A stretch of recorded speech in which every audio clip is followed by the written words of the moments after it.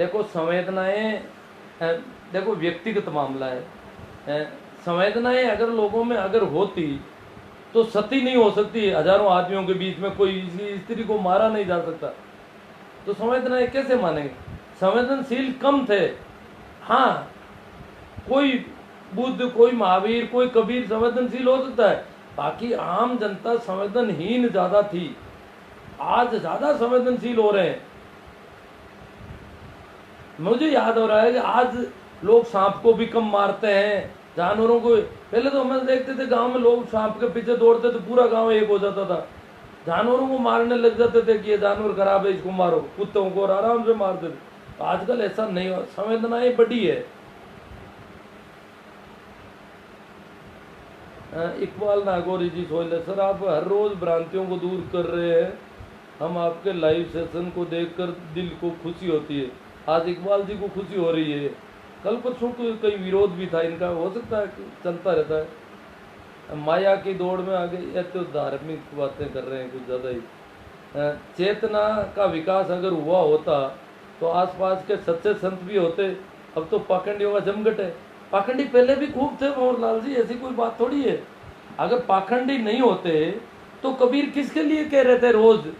पाखंडियों के बारे में बोले ना कबीर खूब, कि जटा बढ़ाने से नहीं होगा, मूंड मुड़ाने से नहीं होगा, मस्जिद में लेकर के चढ़ पर आवाज दे, ताचड़ी मुल्ला बांग दे, तो इससे नहीं होगा। तो ये क्या था? पाखंड था, अंधविश्वास था, जमघट था, पहले भी था, भुगले बहुत थे। ये कोई नई परंपरा नहीं है बिल्कुल, कहीं से भी। विज्ञान ने तो कोरोना के सामने हाथ कर दिया। देखो विज्ञान ने बहुत सारी बीमारियों पर विजय पाई है। चेचक है, कई बीमारियों ने विज्ञान, और विज्ञान से ही संभव है। बीमारियों का मामला विज्ञान से संभव है। यही एक विज्ञान है कि जैसे पोषक तत्वों के बारे में बता दे। आज कोरोना के मामले में प्रतिरोधी क्षमता में हमें बताया जाता है विटामिन सी लो। अब जो पुरातन पंथी कहते हैं खिचड़ा खाओ तो कोरोना नहीं होगा, इनको पता नहीं खिचड़े से कैसे नहीं होगा भाई। विटामिन सी और जो ये सब विज्ञान ने डिफाइन किया अलग अलग, ये चीजें होगी तो प्रतिरोधी क्षमताएं बढ़ेगी। हर युग में सब तरह की शक्तियों का बोलबाला रहता है, द्वंद्व है तो संसार है। अब सर राम राम साहब, प्रणाम, नमस्कार। हाँ, पहले प्रेम भाईचारा अपनाइत नहीं, मोह ज्यादा था। मोह को प्रेम नहीं कह सकते अपन। अगर प्रेम होता तो प्रेम की दीवानी मीरा के साथ अत्याचार और जुल्म नहीं होते। कबीर कहते हैं ढाई आकर प्रेम का पढ़े सो पंडित हो। इसका मतलब प्रेम नहीं था, मोह को हम प्रेम मान लेते हैं, जबकि मोह तो प्रेम का विपरीत है बिल्कुल। आपस में जो मोह होता है बाप बेटे का, और जो इसके मोह के संबंध में संत दरिया हुए थे, उन्होंने तो कहा जो गुरु है वो मोह को तोड़ता है। दरिया कहते हैं मात पिता सुत भ्राता है सब स्वार्थ का नाता। माँ बाप बेटा भाई बहन ये सब स्वार्थी लोग हैं। एक तारण तिरण गुरु दाता जना चार वेद गुण गाता। वो कहते हैं कि एक ही है, गुरु ही है, वो तुम्हें इन मोह से छुड़ा सकता है, वो प्रेम में पहुंचा सकता है, वो स्वतंत्रता दे सकता है, वो तुम्हारे बंधन तोड़ सकता है, तुम्हें मुक्त कर सकता है। प्रेम में अगर आदमी जाएगा तो मुक्त होगा। मोह बंधन है, प्रेम मुक्ति का मार्ग है, प्रेम मोक्ष का मार्ग है, प्रेम स्वतंत्रता का मार्ग है। तो ये संतों ने, सभी संतों ने ऐसा संदेश दिया। तो हम सामान्यतः क्या है, मोह को हम प्रेम मान लेते हैं, जबकि मोह बंधन है। जो भी भाई का, बंधु का, जाति के आधार पर जो मोह है कि हम गांव के लोग हैं, हमारी जाति है, हम हिंदू हैं, हम भारतीय हैं, मेरा बेटा है, भाई है, बहन, ये मोह है। जो समझदार लोग हैं इस जमीन के, उन्होंने मोह को सबसे खतरनाक बताया है। संत कबीर कहते हैं मोह मिर्गो मायो नहीं जाए, तन बाड़ी में बस गो आए। मतलब मोह तो बहुत सारी चीजें कबीर कहते हैं मेरे से दूर हो गई, पर वो अभी मोह दूर नहीं हो रहा है। तो इसका मतलब आखिरी बेड़ी है मोह, तो जो प्रेम के रूप में दिखने में अच्छी है परंतु बहुत खतरनाक बेड़ी है। सुंदर बहुत है, दिखने में अच्छी है, लोग भी इसकी गवाही देते हैं, परंतु सबसे पूरी गीता कृष्ण को बोलनी पड़ी। क्यों? क्यों? अर्जुन का मोह नहीं टूट रहा था अपने भाइयों से, अपने परिवार से, अपने भरत वंश के वो कौरव भाइयों से, अपने पितामह से, अपने गुरु से जो मोह था उसको तोड़ने के लिए पूरे 18 अध्याय कृष्ण को बोलने पड़े। तो इसका मतलब हम मोह को प्रेम मान लें, ये कोई गलती हो सकती है और ये होती रही है सदैव। नहीं, हमें कोई गिलानी नहीं हो रही है पूर्वजों पर। देखो, पूर्वजों की वजह से हम हैं, परंतु हमें ये नहीं है कि पुरानी चीजों को पकड़ के बैठ जाना चाहिए। जैसे नया मकान बनाना है तो किस ढंग से बनाना चाहिए? क्या पुरानी चीजों को पकड़ के बैठना ठीक रहेगा या मुझे नए ढंग से रहना ठीक रहेगा? क्या मैं नई तरह की मोटरसाइकिल आ गई है, आज भी मैं कहूंगा कि वो पुरानी राजदूत होनी चाहिए, वैसी होनी चाहिए, धक्का गाड़ी होनी चाहिए? क्यों? जब नए वर्जन आ रहे हैं, नई चीजें आ रही तो नई चीजें लेंगे हम। भंवरलाल जी, आप जो कार रख रहे हैं उसमें बहुत सारी सुविधाएं हैं, तो आप अगर पुरानी लो तो फिर तो आपको जीप लेनी पड़ेगी, और उससे भी ज्यादा पुरानी तो फिर साइकिल पर बैठना पड़ेगा। पूर्वजों से कोई गलानी नहीं है, पूर्वजों की अपनी परिस्थितियां थी, परंतु पुरातन प्रेम नहीं होना चाहिए। और पुरातन प्रेम की वजह से कोई पुरानी चीज है तो उसको जरूर काम में लिया जाए। उसको ये नहीं है कि उसको पूरी तरह छोड़ दे, पर केवल पुराना है इसी वजह से उसके प्रेम में पड़ना और उसे नहीं छोड़ पाना, ये बेवकूफी हमारे साथ अक्सर होती जा रही है। और ये हमारे विकास की बहुत बड़ी बेड़ी है, बहुत बड़ा बंधन है, इसे तोड़ना चाहिए हमें।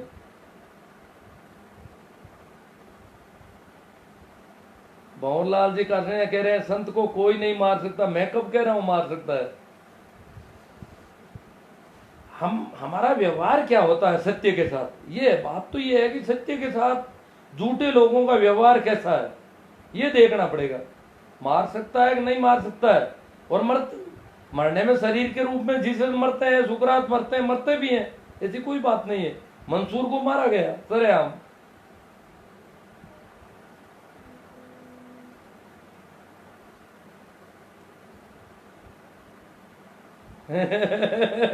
भंवरलाल जी कासड़िया कह रहे हैं मुझे तो मेरे पिता, दादा और परदादा पर गर्व है। तो मैंने कब कहा मुझे गर्व नहीं है? कैसी परिस्थितियों में उन्होंने हमारे जीवन की परिस्थितियां पैदा की थी, बड़ी मुश्किल से उन्होंने जीवन जिया था, बहुत परेशानियां भुगती थी उन्होंने। हमारे लिए कितना भूखे प्यासे रह करके हमें पढ़ाने के प्रयास किए उन्होंने। उस वक्त उनको पता चला कि पढ़ाना पड़ेगा इनको, तो हमारे लिए बहुत उन्होंने परेशानियां झेली है, कष्ट झेले हैं, और तब जाकर के हम इस योग्य बने। तो ये गर्व नहीं होने की बात मैं नहीं कर रहा हूं। हमें उन चीजों को पकड़ के बैठना और उन सारी झूठों को सत्य करना, ये ठीक नहीं है। सत्य को उजागर करने की हिम्मत आप जैसे बहुत कम लोगों में होती है। संदीप काला अब भंवरलाल जी आ गए। देखो, सत्य की बातें कहना आसान है, कहनी मीठी, कांडरी करनी खांडेदार। तो इसका मतलब करना मुश्किल है। बातें तो सत्य की हो सकती है ना। चलो, आप भी भैंस रखते हो? वहां रखता हूं। गाय, गाय तो क्या है कि ये नागौरी गाय तो काम की नहीं। वो भैंस या गाय क्या रखनी, ये तो अब मेरे घर में तो मेरा कोई निर्णय नहीं है इसमें। जो भी इनको रखनी होती है, क्यों मैं तो कभी न तो खरीदने में होता हूँ न बेचने में होता हूँ। मुझे लंबा टाइम हो गया, मैंने कोई भैंस खरीदी नहीं कभी। न कोई ग्राहक आता है तो वो मुझसे पूछता है कि भैंस के कितने रुपए लोग, क्यों मेरा यह धंधा ही नहीं है। तो जो भी रखते हैं इनको ठीक लगता है। हालांकि अमेरिकन वगैरह कुछ गायें हैं, गिर गाय है, कुछ नस्लें हैं गायों की जो अच्छा दूध देती है, तो वो गायें भी रखी जा सकती है। परंतु नागौरी नस्ल की गाय दूध के मामले में ठीक नहीं है। दूध के लिए नागौरी नस्ल की गाय अभी अब कोई नहीं रख रहा, कहीं पर भी, किसी भी घर में नहीं। सारी गौशालाओं में मिलेगी आपको, एक भी नागौरी नस्ल की गाय दूध के लिए किसी घर में नहीं। हम नागौर, हमारे इलाके में हम तो नागौर के ही हैं, भंवर जी भी हैं, आपके भी घर में नहीं होगी।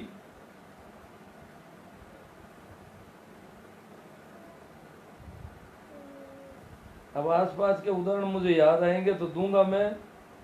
उदाहरण तो मैंने सोचा आपकी तरफ से आएंगे।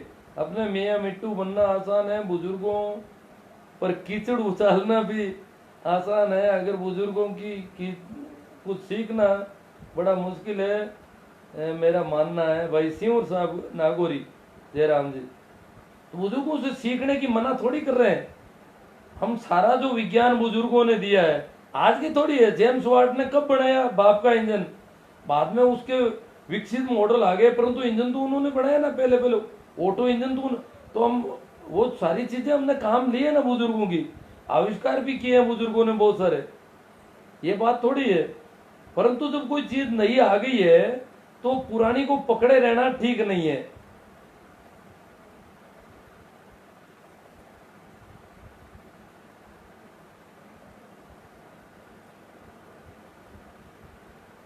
भवनलाल जी डी पवार कह रहे हैं जन्नत में ज्यादा मिलती है उरे, स्वर्ग में कम मिलती है। क्या क्या पाखंड रचे इन्होंने। मतलब ये नियत देखो इनकी, आदमी की नियत कहां टिकी है। द्रौपदी की घटना एक लीला है, आप कृष्ण को नहीं मानते क्या? अजी द्रौपदी की घटना के सारी लीलाएं देवदासी प्रथा भी लीला कह सकते हो आप। किस किस को लीला कहोगे? स्वर्ग में अप्सराएं नाचती है ये क्या कहोगे? देवताओं के रंगढंग को क्या कहो? ऋषि मुनियों के काम धंधे को क्या कहोगे आप?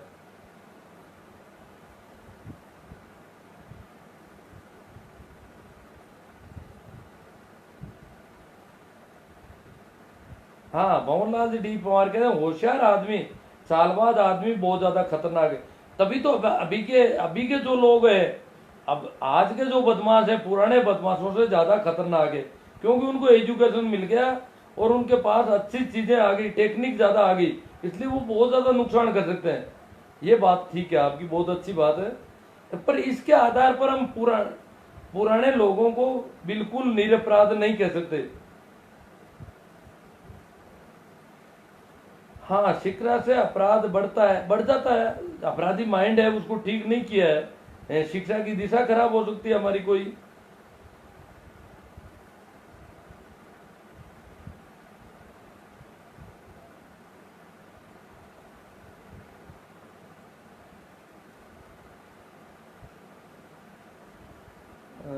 जयराम जी सिमर तो लगभग मिलती जुलती बुद्धिवाद बढ़ गया, हृदयहीन तो नहीं। हार्दिक लोग ठीक है।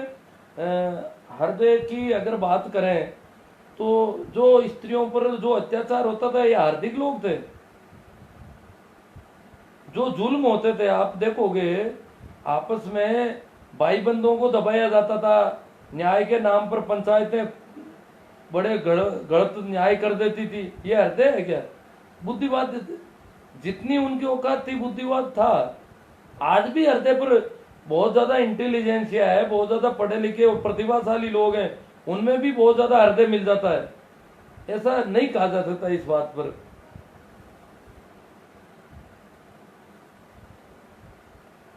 सर एक प्रवचन नियोग पर क्या है होता है, कैसे किया जाता था? हाँ जी, नियोग प्रश्न है आपका। नियोग ऋषि मुनियों द्वारा किया जाता था और बच्चे पैदा करने के लिए किया जाता था। कहते हैं कि अनुरोध करती थी महिला बच्चे पैदा करने के लिए उनसे, और इस प्रकार का रिवाज था।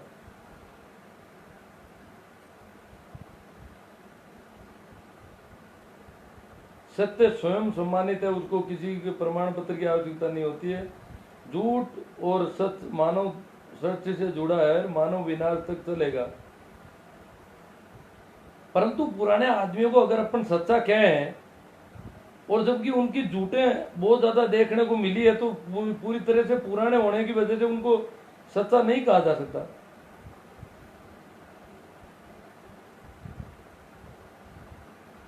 मनपूल जी शाम सर देखेंगे, आपका कोई है तो।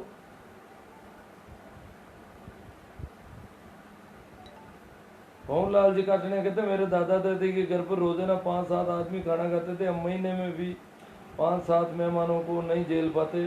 विकास हुआ है या नहीं? नहीं, मेहमानों का तो पहले तो रुकना, इधर उधर जा भी तो नहीं सकते ना। अब मेहमान ऐसा खाना नहीं खा सकते कहीं दूसरों के घर पे, खाना भी नहीं चाहते। ये क्या है कि जब भी अपन दूसरी जगह खाना खाएंगे तो स्वतंत्रता बाधक होगी। अपने घर में चाहे उससे कम कैसा भी खाना मिलता हो, तभी तो देखो आप घर में परिवार के लोग अलग अलग अपना भोजन लेकर के आराम से खाते हैं, किधर बैठना है क्या करना है ऐसा झुंड नहीं बनाते हैं।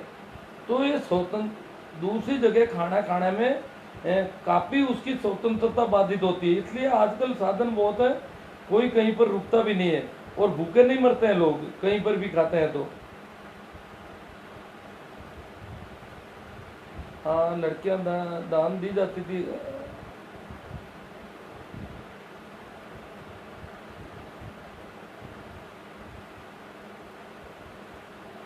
हाँ, मेहराम जी मांगलो था, बहुत अच्छी बात है आपकी। पहले जो अनाज था वो शुद्ध था, कीटनाशक नहीं थे, बीज भी अलग तरह का था, वो सारी बातों वो एकदम पूरी तरह से प्राकृतिक अवस्थाओं के हिसाब से था। घी दूध भी थोड़ा ठीक था पहले।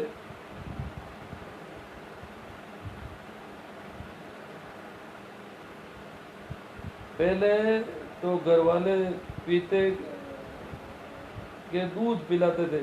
हाँ, दूध पिलाते थे पहले। आज भी दूध पीने को कोई कमी नहीं है वैसे देखा जाए तो। कोई शहरों में रहते हैं उनके थोड़ी दिक्कत हो सकती है। हाँ, प्रवीण जी चौधरी कह रहे हैं पहले अगर अच्छे लोग होते थे तो बुद्ध और महावीर किसको कह रहे थे कि झूठ मत बोलो, चोरी मत करो। कटारिया जी कह रहे हैं मॉब लिचिंग आजकल ज्यादा हो रही है। नहीं, मॉब लिचिंग ये जीसस को 1 लाख लोगों ने मारा है, ये मॉब लिचिंग नहीं है क्या? भीड़ भीड़ ने कई जगह पहले भी खूब किया, मॉब लिचिंग तो पहले ज्यादा थी, पहले तो कोई कानून व्यवस्था ही नहीं थी। प्रभु हुड्डा आज का मानव कद में छोटा हो रहा है, 5वीं उंगली नष्ट हो रही है, शरीर के बाल खत्म हो रहे हैं। कद में तो मेरे हिसाब से तो ऐसा नहीं है, पोषण ज़्यादा मिल रहा है और कद वगैरह तो कम नहीं हो रहा है कहीं पर भी। नहीं नहीं, मोह आज भी है पर मोह को प्रेम मान लेते हैं हम। जो भंवरलाल जी कासनिया, आप बात को अलग ले जा रहे हैं। मैंने जो बात की है कि दरिया ने कहा कि माता पिता सुत भ्राता जो प्रेम दिखा रहे हैं वो मोह है। तो ये घर वालों की प्रेम की बात कर रहे हैं, तो घर वालों का जो प्रेम है वो प्रेम नहीं है। घर वालों का प्रेम आपस में जो होता था वो मोह ही था, प्रेम था नहीं। प्रेम तो कोई गुरु प्रेम तो बिरले लोगों को मिलता है और वो गुरु के माध्यम से मिलता है। बाकी तो प्रेम हमने देखा ही नहीं है, प्रेम का परिचय ही नहीं है हमारा। हम कैसे हम मोह को प्रेम मानेंगे जब तक हमने प्रेम नहीं देखा है।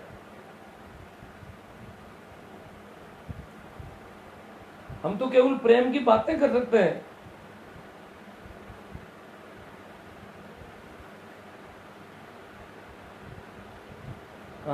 अब आए बहादुर साहब कपूरिया से उपमा राम जी। पूर्वजों पर हमें नाज है कि हमें उन्होंने बहुत कुछ दिया है और खुद भले अभाव में। आज नहीं, बहुत बढ़िया बात है, हमें भी नाज है। बहुत अभावों में जिए थे, बड़ी परेशानियों से जीवन यापन किया था, ये सारी चीज़ें थी। इसके लिए हम उनका शुक्रिया अदा करें, कृतज्ञ हैं उनके, ये सारी बातें ठीक है। परंतु इस बेस पर हम ये नहीं कहेंगे कि पुराने आदमी पगड़ी बांधते थे तो मैं भी बांधूं, धोती बांधते थे तो धोती बांधूंगा, पैंट नहीं पहनूंगा, जबकि पैंट पहनने में बिल्कुल सरल है। इसलिए क्यों नहीं पहनूंगा मैं पैंट? पैंट या पजामा जो भी है, जो अच्छा ठीक चीज आ गई है उसको मैं स्वीकार करूंगा। अब साबुन मिल रहा है तो मैं साबुन से नहाऊंगा ताकि कीटाणु नहीं रहे शरीर पे, मेल भी ज्यादा धुपे। पुराने वालों के पास नहीं था तो क्यों नहीं साबुन उपयोग करूंगा मैं?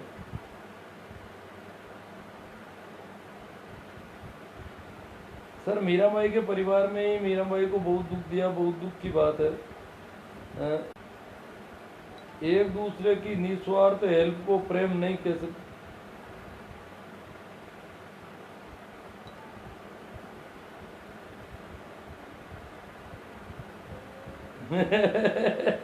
मोहनलाल जी कह रहे हैं पहले माता पिता के लिए पहले तो मोह ज्यादा था, इसलिए वृद्धाश्रम नहीं होंगे ना। जहां मोह होगा वहां तो वृद्धाश्रम नहीं होंगे।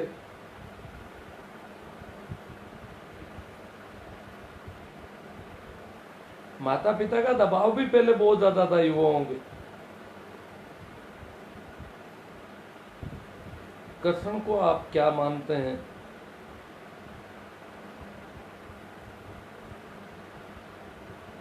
ओल्ड इज गोल्ड बोला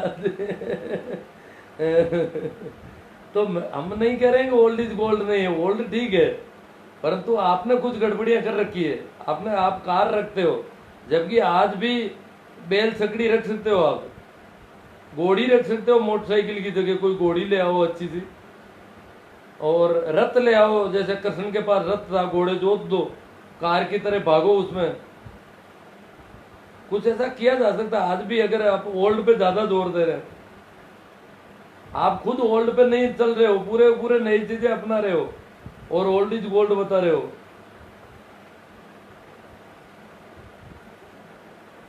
कृष्ण बेईमान कहते हैं कि ऐसी बातें करने वालों को लोग पागल कहते हैं, क्योंकि सच्चाई कड़वी होती है। और वेरी गुड जॉब, ऐसे विचार रखते रहो सर, अंध भक्तों को जगाते रहो।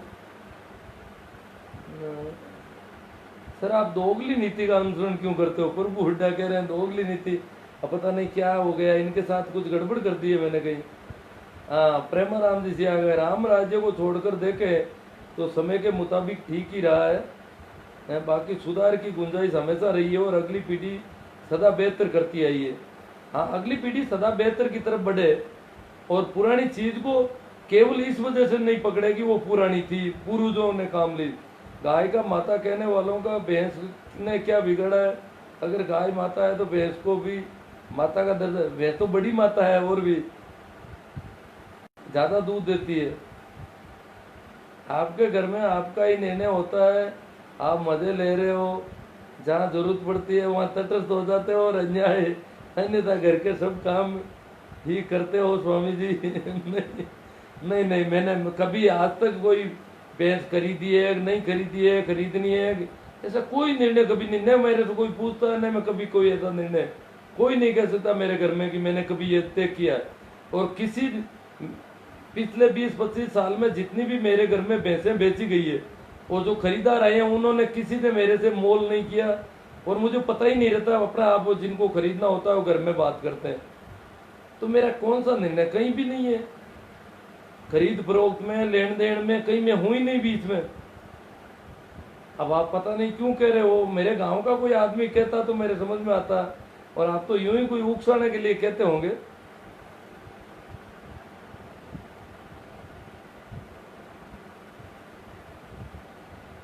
महेंद्र जी मिर्जा कहते हैं हम नागौर के क्या गाय रखते हैं, नागौरी नस्ल की गाय रखते हो? हाँ, महेंद्र मिर्जा भागवत से है क्या? फिर हो सकती नागौरी नस्ल की गाय का तो दूध कम होता है, नस्ल में थोड़ा बदलाव हो सकता है आपके, क्योंकि नागौरी नस्ल की गाय का दूध तो बहुत कम होता था। हम भी रखते थे पहले, नागौरी नस्ल की थी हमारे पास, तो दूसरी गाय तो हमने कभी ली नहीं। आपका लाइव आना ही लीला ही है। आज के आदमी ज्यादा खतरनाक है तो विकास कहाँ हुआ?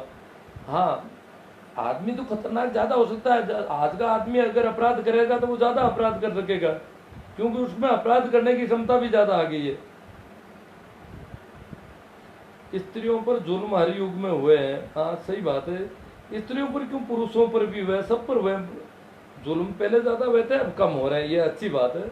तो इसका मतलब जुल्म ज्यादा होते हैं तो आदमी संवेदनहीन है, संवेदनशील नहीं कहा जा सकता। अगर आदमी जुल्म कर रहा है और बड़ी संख्या में भीड़ इकट्ठी होकर के जुल्म करती है, इसका मतलब उनको संवेदनशील नहीं माना जा सकता पूरे समूह को।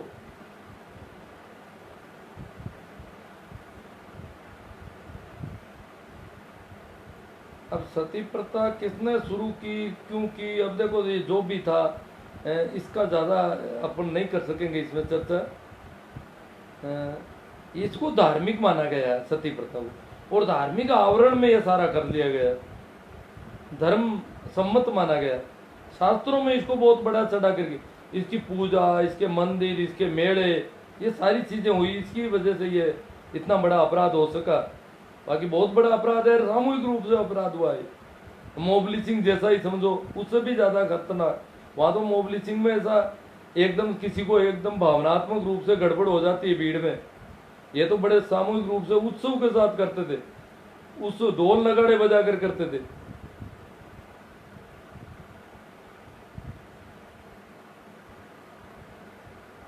खाना खाने में किसी की स्वतंत्रता का बाधित होना युद्ध नहीं। भंवरलाल जी, अपने घर पे खाना खाने की स्वतंत्रता बहुत ज्यादा अलग होती है। दूसरे परिवार घर में जाते ही वो आदमी ये नहीं कह सकता कि सब्जी और है क्या आपके पास। क्यों डर लगता है, भाई दी भी अंदर नहीं है तो सब्जी घर में, तो वो पूछ सकता है ये सब्जी है क्या, क्या है, इसके बाद क्या है, वो पूछ नहीं पाता दूसरी जगह पर, क्योंकि उसमें अगर अगले के पास नहीं है तो वो ना देने की स्थिति में भी नहीं रहता है। ये दिक्कतें बहुत ज्यादा होती है दूसरी जगह खाना खाने में। आदमी को कई, क्योंकि वो कोई रसोई में जाकर के देख तो नहीं सकता सारी चीजें क्या क्या है, उनमें से मैं क्या लूं क्या नहीं लूं। तो इस प्रकार स्वतंत्रताएं कम होती है घर के बजाय वहां पर।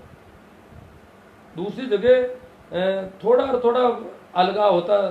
कोई ननियाल वगैरह में थोड़ा बहुत वो तो घर की तरह ही होता है।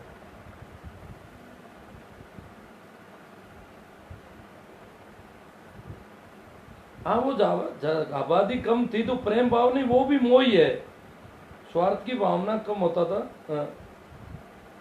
प्रेम तो बिल्कुल जो सिर्फ संतों ने जो जाना है उसको ही प्रेम माना गया है। जो भी है समझदार लोग हुए हैं उन्होंने ही प्रेम को अनुभव में लिया है। हम लोग सामान्य लोग प्रेम का अनुभव नहीं ले सकते। उपमा राम जी, कर्नाटक केरल के सहित दक्षिण भारत के कई राज्यों में हाईवे पर आज जो बेचे हैं, आज वे देवदासी प्रथा की उपज है। हाँ, वो देवदासी प्रथा की वजह से आजकल प्रेम घटा है या बढ़ा है? अजी प्रेम प्रेम कोई सामूहिक नहीं है। प्रेम तो सिर्फ गुरु शिष्य परंपरा के लोगों में होता है, बाकी होता ही नहीं है प्रेम किसी में। ये एक भ्रम है हमें कि हम लोग प्रेम को जानते हैं। और प्रेम